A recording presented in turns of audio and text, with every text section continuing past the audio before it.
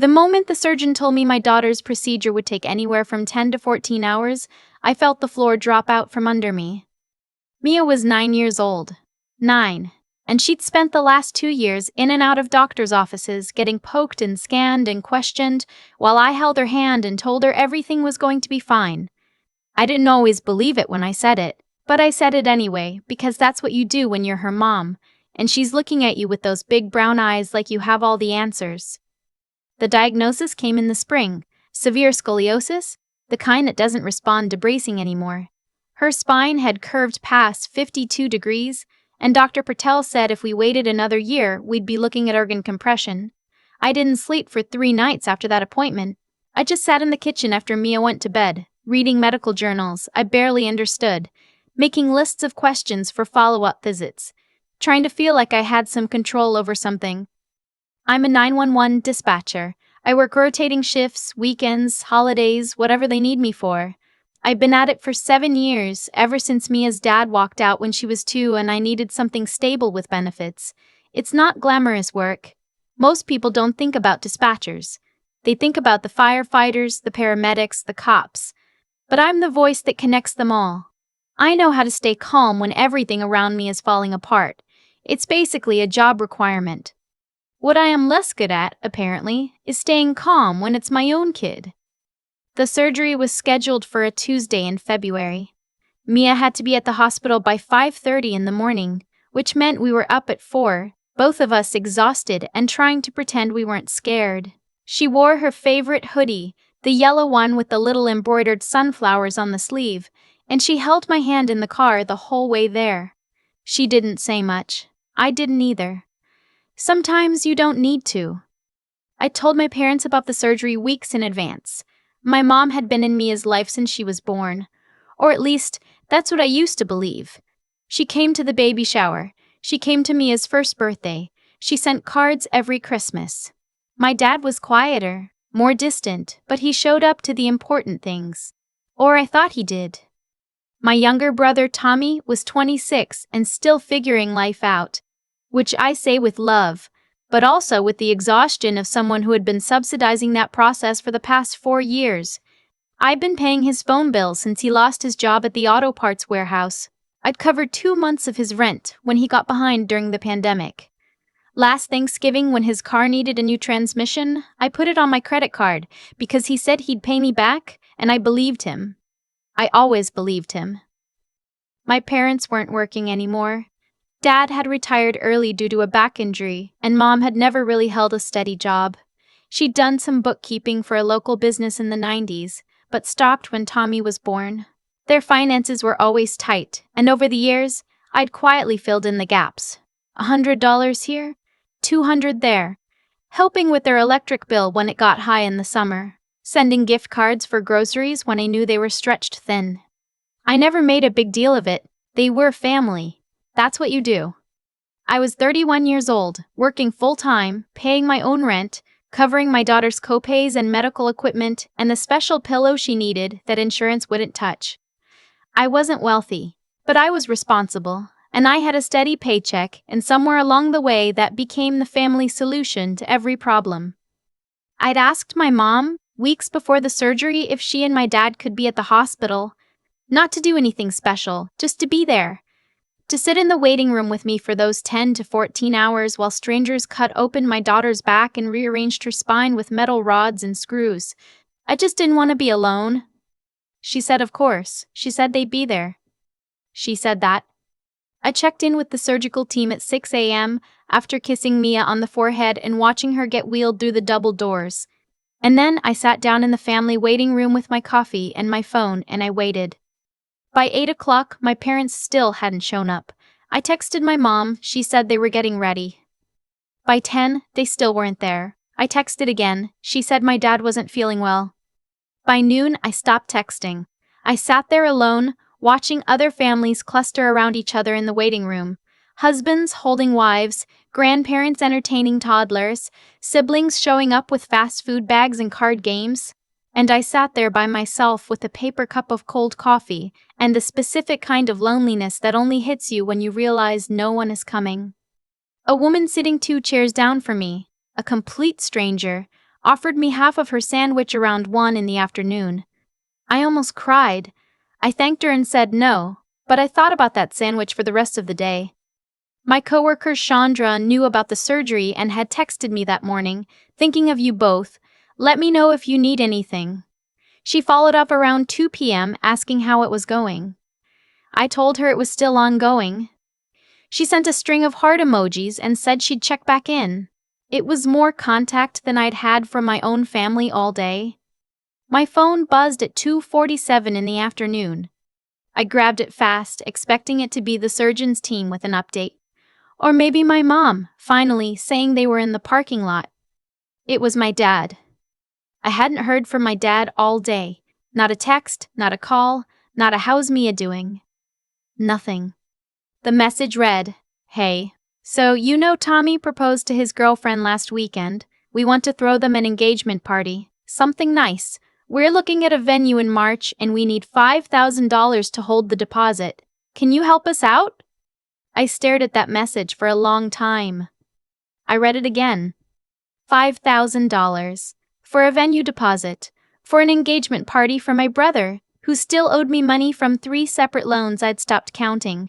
On the day, the specific, calendar-marked, surgery-scheduled day, that my 9-year-old daughter was somewhere in this building having surgeons reconstruct her spine.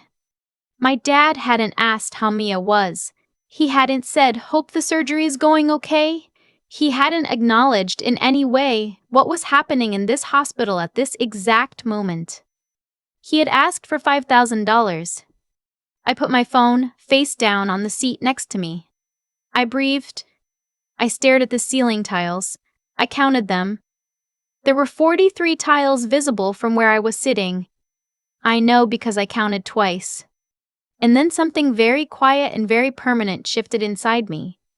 I picked up my phone, I opened my banking app, I pulled up the Zelle transfer screen, entered my dad's phone number, typed in the amount field.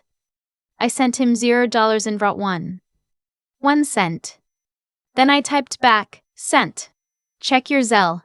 That's what I have for things that aren't Mia." I put my phone back down. The surgeon came out at 4:53 in the afternoon. He said the procedure had gone well. Mia's spine was stable, the rods were in place, she'd be in recovery for a few hours and then moved to a room. He said she was strong. I cried in a way I hadn't cried since she was first diagnosed. Just sat there in that waiting room by myself and shook, and the stranger who'd offered me the sandwich reached over and put her hand on my arm without saying anything, which was honestly the kindest thing anyone did for me that entire day. My mom called at 6:15. I let it go to voicemail. She called again at 6:40. I let that one go too. The voicemail she left said, "We're so sorry we couldn't make it today, honey. Your dad wasn't feeling well and I just didn't want to leave him. I hope Mia's doing okay. Call me back." She didn't mention the $5,000. She didn't mention the 1 cent. She said, "I hope Mia's doing okay," the same way you'd say it about a neighbor's kid with a cold. I sat with Mia in her recovery room that night, and I held her hand while she slept off the anesthesia, and I thought about the last 4 years. I thought about Tommy's phone bill and his rent and his transmission.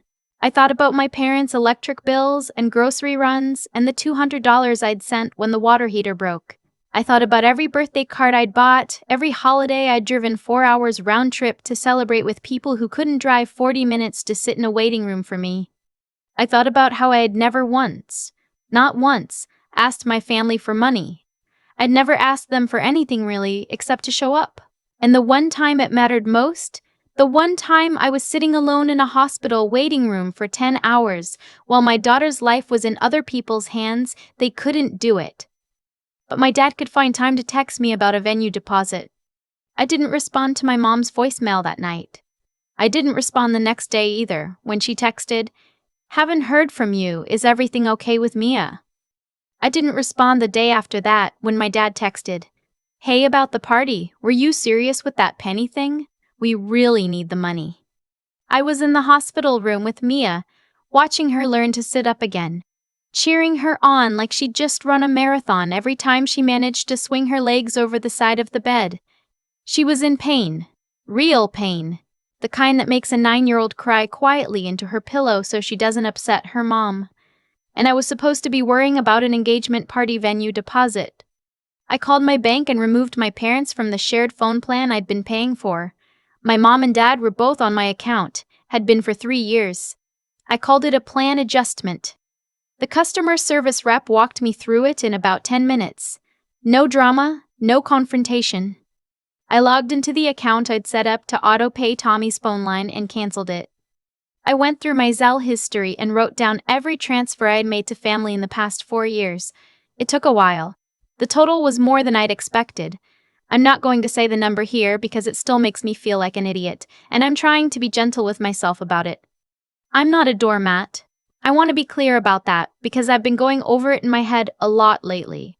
I'm not a pushover or an idiot. I'm someone who grew up in a family where I was told that you take care of your people, that you don't let family struggle if you can help it, that being a good daughter and a good sister meant filling in when they needed you, and I believed it. I absorbed that so completely that it took 10 hours alone in a hospital waiting room to show me that the standard was only ever applied one direction. They needed me. But when I needed them, they weren't there. My brother texted me 8 days after the surgery. He said, "Hey sis, Dad told me about the scent thing, LOLL. That was kinda cold. I know Mia's surgery was stressful, but they had reasons for not coming. Anyway, are you done being weird about the party? We're trying to lock down the venue." I read that message 3 times. Done being weird about the party. My daughter had titanium rods in her spine. She was sleeping 14 hours a day and doing physical therapy and trying to learn to walk without pain again, and I was supposed to be done being weird about the party. I didn't respond to Tommy either. What I did instead was call Chandra. She came over that Saturday with soup and a game Mia liked and a bottle of wine for me, and she sat in my kitchen while Mia napped and I told her everything. About the waiting room. About the penny. About all of it. Chandra is not a person who lets things sit quietly, she said, very calmly. Girl, you already know what you need to do. I did know. I'd known for a while, if I'm being honest. The thing about being the dependable one in a family is that everyone mistakes your reliability for inexhaustibility. They think because you've always shown up, you always will. They think the well doesn't have a bottom, and you let them think it because you don't want conflict, because you were raised to be the good one, because saying "I'm running out" feels like failure. But I wasn't failing. I'd been failing myself. I sent my family a message, all of them, group text, about 3 weeks after the surgery, once Mia was stable and doing better and I had the mental bandwidth to say what I needed to say without crying through it. I kept it short. I said that I loved them and that I'd been thinking a lot about our family dynamic, and that going forward, I wouldn't be in a position to provide financial support. I said I hoped they understood and that I was focusing on Mia's recovery. I didn't apologize. I had written 3 drafts that all started with "I'm sorry," and I deleted every one of them. My mom called within the hour. She wasn't mean about it. My mom has never been mean exactly. She just cycled through confused and hurt and slightly accusatory. She said she didn't know where this was coming from. She said they'd always been supportive. She brought up a trip they'd taken with Mia 2 summers ago when she was 7. Like that was collateral for the 4 years of phone bills. My dad texted separately and asked if this was about the surgery thing. I said, "It's about a lot of things." He didn't respond after that. Tommy called me twice. I didn't pick up. He texted, "You're being dramatic." I didn't respond. He texted again 2 days later. "Fine, we found another venue. It's more expensive though, just so you know." I genuinely could not tell if that was meant to make me feel guilty or if he just wanted me to know. I put my phone down and went to watch Mia do her PT exercises, and she did 6 reps without stopping and gave me a thumbs up, and I thought, this is what actually matters. Here's what I want to say to anyone who's listening and recognizes something in this story. The people who call you dramatic when you set a boundary are usually the people who benefited most from you not having one. I've been in a lot of situations in my life where I had to hold it together. It's literally my job. Someone calls 911 and their world is ending, and I have to be the calm one, the competent one, the one who keeps everything moving. I've talked people through cardiac events. I stayed on the line with someone whose house was on fire while they couldn't find their kids. I know how to hold it together. What I didn't know until February was how much energy I was spending holding everyone else together when they were never going to return the favor. Mia got her follow-up scans in April. The surgeon said everything looked perfect. She has a small scar running down her back that she's already decided she'll call her cool mark because she's 9 and she's better at this than I am. She went back to school in March and her teacher sent me a note saying she'd told the whole class about the surgery and her classmates had given her a standing ovation when she walked in. She's gonna be okay, more than okay. And I, for the first time in a long time, feel like I might be too. I haven't spoken to my parents since the group text exchange. I haven't spoken to my brother since I stopped answering his calls. It doesn't feel the way I thought it would feel. I expected guilt or grief or that particular loneliness of holidays alone. And some of that is there. I won't pretend it isn't. But mostly what I feel is lighter. I moved the money I used to send my family into a savings account for Mia. College, medical expenses, whatever she ends up needing. It's hers. It always should have been. If my family ever shows up, really shows up, the way you're supposed to for someone sitting alone in a hospital waiting room for 10 hours, I'll be open to a conversation. But I'm done waiting on people who showed me exactly where I rank when it counted. That 1 cent was the most honest thing I've ever sent anyone. I keep coming back to that waiting room, 43 ceiling tiles, a stranger sandwich, 10 hours of silence from the people who were supposed to love me most. I used to think that being a good person meant absorbing whatever your family needed without complaint. That's what I was taught, not in words, exactly, but in the way things worked. I was the one who had a steady job, so I covered the bills. I was the one who kept it together, so I was the one who got called when things fell apart. And for years, I told myself that was just love. That's what family looks like. What I understand now is that there's a difference between love and exploitation, and the difference isn't always obvious until you're sitting alone in a hospital with a cold cup of coffee while your 9-year-old has her spine rebuilt by strangers. The truth is, what happened with my dad's text wasn't random. It was the logical end of a pattern I had let run for years. Every time I said yes when I should have said no, every time I transferred money without asking when it would come back, every time I swallowed my own needs to keep the peace, I was teaching everyone around me what I was worth to them. I taught them that my boundaries were negotiable, that my crisis was secondary, that I would show up for them even when they couldn't show up for me.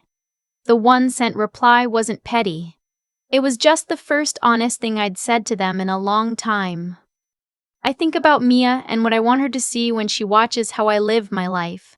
I want her to see someone who does the right thing. Not because it's easy or because someone's watching, but because it's right.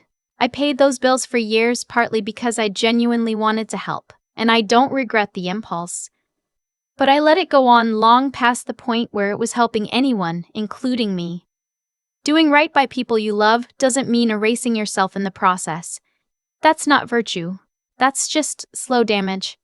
I also want her to see someone who thinks clearly under pressure, not just in the way I do at work, staying calm on a call, triaging the information, but in my actual life. It took me too long to look at the pattern honestly, to add up the transfers and see them for what they were. Wisdom isn't about being suspicious of people. It's about being honest with yourself, even when the truth is uncomfortable, even when the people involved are people you love. And I want her to see someone who doesn't quit, not on her, not on herself. I sat alone in that waiting room for 10 hours and I didn't fall apart. I drove us home when it was over. I cheered her on through every PT session and every hard morning. I sent that message to my family knowing they'd be angry, and I didn't take it back. That's not toughness for its own sake. It's just the refusal to let hard circumstances write the ending for you. Mia called her scar her cool mark. She walked back into her classroom and let her classmates cheer for her. She's 9, and she already understands something it took me 31 years to learn, that what you've been through doesn't diminish you. It's just part of the story. I'm still writing mine.